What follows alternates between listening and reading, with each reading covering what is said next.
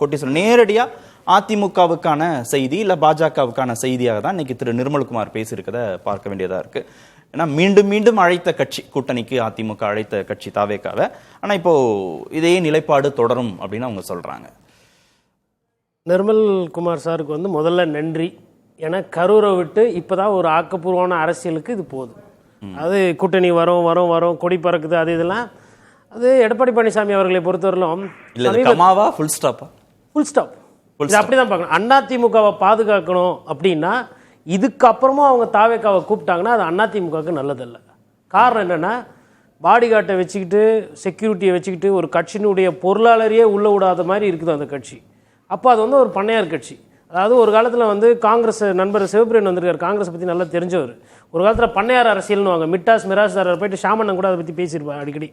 அவங்களெல்லாம் போய் கிராமத்து தலைவர்கள் முக்கிய பிரதிநிதிகளை பார்த்து நாங்கள் வந்து சுதந்திர போராட்ட தியாகி எங்களுக்கு ஓட்டு போடுங்கன்னு கேட்ட காலத்தில் அறிஞர் அண்ணா தான் வீடு வீடாக போய் ஓட்டு கேட்கணும், அதுதான் முறை மக்களை சந்தித்து வாக்கு கேட்கணும்னு அப்படி ஒரு பாரம்பரியத்தில் வந்தது திமுகவும் அதிமுகவும். தாவேக்காவும் ஒரு முறை இதை சொன்னாங்க. இல்லை ஒரு வாட்டி சொல்லுவாங்க. அவங்க இப்போ என்ன கதை 30 நாள் கழிச்சு கரூரில் என்ன பார்த்தாங்க, நாட்டு மக்கள் பார்த்துட்டாங்க. பத்திரிகையாளர் சந்திக்கிறதுக்கு பயந்துகிட்டு இருக்கிற ஒரு கட்சி இன்னைக்கு தமிழகத்தில் இருக்குன்னா அது தாவேக்கா தான். முதல்ல ஃபர்ஸ்ட் பதிவு. இரண்டாவது வந்து வெளியில வந்து மக்களை சந்திக்கிறதுக்கு தெரியாது அப்படின்னாலும் அது ரெண்டாவது. மூணாவது நேற்று வெறும் தகவல் கட்சி அப்படின்ற மாதிரி ஒரு குற்றச்சாட்டு இருக்கு. அப்படி அந்த இருந்த கட்சி வந்து இன்னைக்கு வந்து அவங்க என்ன பண்றாங்கன்னா தொடர்ந்து இந்த பர்செப்ஷன் பேட்டில் ஒண்டி ஆடிக்கிட்டு இருக்காங்க. அதாவது எங்க விஜய் அண்ணாக்கு வந்து நல்ல பேர் இருக்கு, யாரை விட நல்ல பேர் இருக்கு, ஸ்டாலின் சாரை விட நல்ல பேர் இருக்கு. அவர் யார் ஸ்டாலினை வீழ்த்திடுவாரா? ஸ்டாலினை வீழ்த்த மாட்டார், எடப்பாடி பழனிசாமி வீழ்த்துறாரு. இப்ப தேர்தல் எதுக்கு உண்டான தேர்தல்? முதலமைச்சர் யாருன்றது தேர்தல். அப்ப முதலமைச்சரை நீங்க ஒன்றும் பண்ண போறது இல்லை, அப்ப திமுக வந்து வீழ்த்த போறது இல்லை. அப்ப கிட்டத்தட்ட ஓபிஎஸ் அவர்களும் டிடிவி தினகரன் அவர்களும் என்ன சொல்றாங்களோ அதே தான் விஜய் சொல்றாரு. திமுகவை வீட்டுக்கு அனுப்பும் காலம் நெருங்கி விட்டதுங்கிறதான. இல்ல இப்படி இவங்க தனியா நிக்கிறதுனால வந்து அதெல்லாம் ஒண்ணு இவங்களால எல்லாம் திமுகவெல்லாம் வீட்டுக்கு அனுப்ப முடியாது நான் நம்புறேன். நான் எதை வச்சு நம்புறேன்னா எல்லாம் பேசும்போது என்ன சொல்றாங்க, அவரு செல்வாக்கு இருக்குங்க 30-35% வாங்கல, பதிவாவது 65-70% தான். அதுல 30-35% நீங்க வாங்கிட்டீங்க தாவேக்கானா நாம் தமிழர் கட்சி என்ன விளையாடிக்கிட்டு இருப்பாங்களா? மற்ற கூட்டணி கட்சிகள்லாம் வேடிக்கை பார்த்துட்டு இருப்பாங்களா? 21% வாங்கியிருக்கிறது அதிமுகன்றது சொந்த ஓட்டு. அது ஆல் டைம் லோ. இருக்கிறதுலே மோசமான தேர்தல் ஒன்று அதிமுக சமீபமாக சந்திச்சதுன்னா அது 2024 பாராளுமன்ற தேர்தல் தோல்வி. அந்த தோல்வியில் அவங்களுக்கு 21% ஓட்டு, அது அவங்களோட சொந்த ஓட்டு. அதுல வந்துட்டு வேற பெரிய கட்சிகள் இல்ல, பிரேமலதா விஜயகாந்த் அவர்கள் ஒண்டி அந்த கூட்டணியில இருந்தாங்க. அதை தாண்டி வேற யாருமே கிடையாது. சொந்தமா அவங்களுக்கு என்ன செல்வாக்கு, வேட்பாளர் கூட சரியா போடல. திரு அரவிந்தன் சொன்ன மாதிரி அந்த ஓட்டுல கொஞ்சம் பாஜகவுக்கும் போயிருக்கும் அப்படின்னு யோசிச்சா சட்டமன்றம் வரும்போது அதிமுக விட பாஜக வந்து தமிழக மக்களுக்கு நல்லது செஞ்சுச்சு. அதனால அதிமுக மூஞ்சி பிடிக்காம பிரதமர் மோடி மூஞ்சி பிடிச்சு போய் போட்டாங்க. இப்படி நான் எடுத்துக்கவா? அதுல இருந்து வேணா ஒரு 3-4% குறையுங்க. அது ஏன் குறையும்னா மேபி அங்க டிடிவி தினகரன் இருந்தாரு, ஓபிஎஸ் இருந்தாங்க. அவங்க இப்ப இந்த வாட்டி கூட்டணிக்கு வருவாங்களா வரமாட்டாங்களான்னு தெரியல. ஒருவேளை வந்தா அது அப்படியே இன்டாக்டா இருக்கும். நம்ம பேசுறது ஸ்ட்ரெயிட் பொலிட்டிக்கல் அலையன்ஸ் கணக்கு. அதாவது அதாவது பாரதிய ஜனதா கட்சிக்கு வந்து பிரதமர் வேட்பாளர் உண்டு, அதனால அந்த கட்சி ஒரு 18% வருதுன்னா மோடி திருப்பி வரணும், அமித்ஷா வரணும் அப்படின்னு அவங்க போட்டுதான் எடுத்துக்கலாம். அதிமுகக்கு யாரு முகம்? வேட்பாளரும் சரி கிடையாது, பிரதமர் வேட்பாளரும் கிடையாது. அவங்க ஜெயிப்பாங்கன்ற நம்பிக்கையிலே இல்லாம நின்னப்போ ஒரு கட்சி 21% ஓட்டு வாங்கியிருக்கு. இதே நீங்க சட்டமன்றம் டு சட்டமன்றம் வச்சீங்கன்னா அந்த நம்பரையே நீங்க கணக்கு போட்டீங்கன்னா 88 சட்டமன்றம் ஜெயிக்கிறாங்க. அந்த ஒரு பிரதான கட்சியை இவங்க வந்து யாருமே அந்த நம்பர்ஸ்குள்ளேயோ அவங்களோட தொண்டர்களை வந்து குறைத்து மதிப்பிடுறாங்க. இவங்க என்ன பண்றாங்க எல்லாருமே இதுவரைக்கும் இல்லாத அகாமடேஷன் தானே, கம்ஃபோர்ட் ஜோன் தானே தாவேக்காவுக்கு அதிமுக கொடுத்துச்சு. பவன் கல்யாண் மாதிரி வாங்க, எதிரிக்கு எதிரி நண்பன்றது அரசியல்ல நீண்ட காலமா இருக்கிற ஒரு விஷயம். எலெக்ஷனுக்கு அப்புறம் நீங்க காணாம போயிடுவீங்க, உங்களை திமுக பலவீனப்படுத்திடும். இது வரைக்கும் எந்த கூட்டணி கட்சிக்காகவும் இவ்வளவு அழைத்தது இல்லை, அழைப்பு கிடையாது. அதுதான் அதிமுகவோட டிஎன்ஏக்கு அது புதுசு, தேவையே கிடையாது. அம்மையார் ஜெயலலிதா கொஞ்சம் ஒரு 5 சீட்டு கூட சொன்னா பிறகு அப்புறமா சொல்லி அனுப்புறோம்னு சொல்லிட்டு அதுக்கப்புறம் கூப்பிடவே மாட்டாங்க. அதெல்லாம் கொஞ்சம் யோசிச்சு பார்க்கணும். இதெல்லாம் நடந்திருக்குது. போயஸ் கார்டன்ல போயிட்டு 10-15 நிமிஷம் பேசிட்டு வெறும் மாவட்ட செயலர்களை பேசிட்டு ஒண்டி அவங்க நினைச்சிட்டு போனது கட்சி தலைமையை பார்ப்போன்னு வந்தவர் இந்த மாதிரி சொல்றாருன்னு இன்டர்காம்ல சொன்னவன, ஓ அவ்வளவு சீட்டா, அப்ப நீங்களே பேசி டீ குத்து அப்படியே அனுப்பிச்சு விட்டுருங்க, அம்மா கிட்ட இட்டுன்னு வராதீங்க. இங்கதான் திரு அரவிந்தன் சொன்ன கருத்தை நான் கேள்வியா கேட்கணும். இந்த தேர்தல் வேறு யாருக்கும் இல்ல, திரு எடப்பாடி பழனிசாமிக்கு தான் முக்கியமான ஒரு தேர்தல் அப்படின்னு அவர் சொன்னார்ல. நீங்க திருமிகு ஜெயலலிதாவோ திரு கருணாநிதியோ வெற்றி தோல்வியின் வருகிற போது அவங்க அதை எதிர்கொண்ட விதம் வேறு. ஆனா இன்றைக்கு பொதுச் செயலாளர் பொறுப்பு தொடங்கி கட்சியின் கட்டமைப்பு பலம் தலைமை பொறுப்பு வரைக்கும் டிஸ்பியூட்ல இருக்கிற நிலையில இந்த எலெக்ஷன் அவர் அவ்வளவு கிராண்டடா எடுத்துக்க முடியுமா? ரொம்ப கரெக்டான கேள்வி.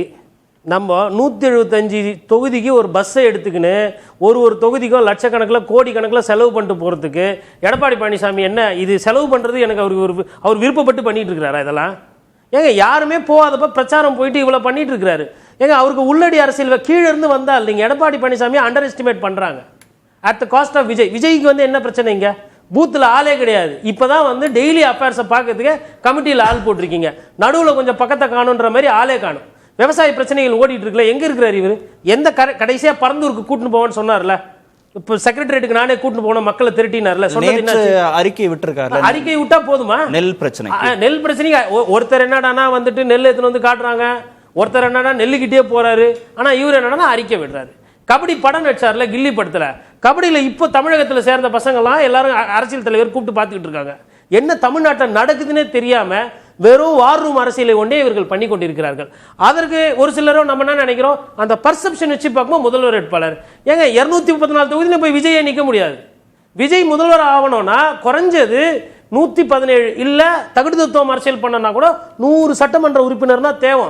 அந்த 100 சட்டமன்ற உறுப்பினர்களுக்கு யார் வேட்பாளர் இருக்காங்க? பூத்துல யார் ஆள் இருக்காங்க? இவரு வந்தவங்களுக்கு தண்ணி கூட வைக்கிறது கிடையாது, சாப்பாடு வாங்கி போடுறது கிடையாது. தொண்டர்களை பார்க்காம அப்படி பசி பட்னியா டீஹைட்ரேஷன் ஆகி தான் இறந்தாங்கன்னு. இப்படி இருக்கிற ஒரு நிலைப்பாடு இருக்கக்கூடிய கட்சி ஒரு 2 வருஷத்துல வந்து 2வது இடம் வரும், திமுகவே ஓவர்டேக் பண்ணும் அப்படின்ற அந்த புரிதல் இருக்கு பாத்தீங்களா? நான் தெருவா சுத்துறவன். அப்படியெல்லாம் நிலவரம் தமிழகத்துல கிராமங்கள்ல சுத்தமா கிடையாது. அது இந்த கரூர் சம்பவத்துக்கு முன்னாடி உலகத்திலே இப்படி ஒரு அரசியல் இல்லைன்றது சாமானிய பொதுமக்கள் என்னங்க இப்படி இருக்காரு? ஏங்க தொடர்பு கொள்ள முடியாத ஒரு தலைவரா இருக்காரு அவரு.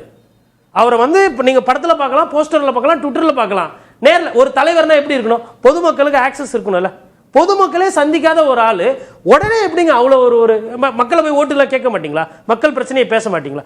மக்கள் சம்மந்த இப்ப பள்ளிக்கரணையில் இன்னைக்கு வந்து ஊழல் இருக்குன்னு சொல்லிட்டு ஒரு சிலர் போனாங்க, பிரச்சனை வருது. அதுக்கு அமைச்சர் ஒரு அறிக்கை தராரு, நீதிமன்றத்துக்கு அதிமுக போகுது.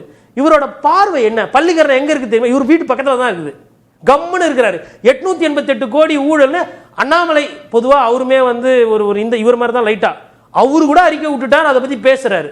அப்ப இவர் என்ன பண்ண போறாரு? வெறும் அறிக்கை தான். குறைந்தபட்சம் கமல் அவர்கள் கூட கொசத்தலையாரில் போய் பார்த்தாரு பிரச்சனை எல்லாம் இருந்தப்போ. மக்கள் பிரச்சனை எதுவுமே தெரியல. மக்கள் அதாவது சிவாஜி கணேசன் அவர்களுக்கு இதே பிரச்சனை இருந்தது. மக்களை சந்திக்காம நீங்க பங்களா அரசியல் பண்ணீங்கன்னா மக்கள் வந்து வாக்கு கொடுக்க மாட்டாங்க. அறிக்கை கொடுக்கறாங்க இந்த காலகட்டத்தில் அவங்களால அறிக்கை கொடுக்கறத தவிர வேற நேரடி கள அரசியல் செய்ய முடியாது. கரெக்டா 100 நாள்ல வந்து தேர்தல் ஓட ஆரம்பிச்சிரும், மழையில போயிடும். உங்க கையில இருக்கிறதுன்னு பாத்தீங்கன்னாவே 90 நாள் தான். இந்த 90 நாள்ல 214 தொகுதியில் எத்தனை தொகுதி இவர் போனாரு? வெறும் பொதுக்கூட்டமும் ரோட் ஷோவும் தான் பண்ணிருக்காரு. தொகுதியில் எத்தனை ஒன்றியம் இருக்கு தெரியுமா இவருக்கு? அங்கங்க சாதி இருக்கு, மதம் இருக்கு, செலவு இருக்கு, வேட்பாளர் இருக்கு, கூட்டணி இருக்கு. எதுவுமே இதை பத்தி எல்லாம் பேசாம விஜய் அண்ணா வந்துருவார், விஜய் அண்ணா வந்துருவார், விஜய் அண்ணா வந்துருவார்.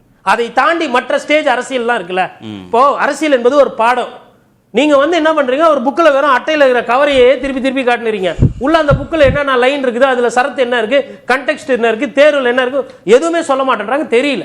சரி, இவர் விஜய் வந்து கூட்டணிக்கு கூப்பிட்டாருல, எத்தனை கட்சி அப்படியே லைன்ல நிக்குது? இப்போ எத்தனை பேர் வந்தாங்க விஜய் நம்பி? ஏன் வர மாட்டேன்றாங்க? ஏன் வரல? ஏன்னா கட்சியில அரசியல் இருக்கவங்களுக்கு தெரியும். மேம்போக்கா பேசும்போது நம்ம சொல்லலாம் 30%, 40%, ஏன் 60% சொல்லிடுங்க. வரலாறுல சரித்திரம் பண்ண போறேன். நான் இதே இடத்துல தான் தமிழ்நாட்டில் தான் இருக்க போறேன். கண்டிப்பா என் மீது விமர்சனம் வரும். நான் வைக்கக்கூடிய வாதங்கள் தவறானால் டிசம்பர் ஜனவரிக்கு அப்புறம் ஒருவேளை வடிவத்துக்கு வரலாம். இல்லங்க, அவர் தனியா தான் நிக்கணும். அதுதான் எல்லா கட்சிக்குமே நல்லது. He should stand exposed. அவருக்கு வந்து கீழே பலமும் கிடையாது, ஒன்றும் கிடையாது. அவர் வெறும் இந்த ஊடக வெளிச்சத்தை வச்சு அவர் ரசிகர் பட்டாளத்தை வைத்து கொண்டு மக்களை குறைவாக மிக மிக ரொம்ப சாதாரண எடையா போடுறாரு. ஒரு சொந்த தொண்டர்களை கூட போய் பார்க்கறதுக்கு இல்லாத ஆள். எங்கன்னா எதனா இப்ப சமீபம் எங்க போ சொல்லுங்க அவரை.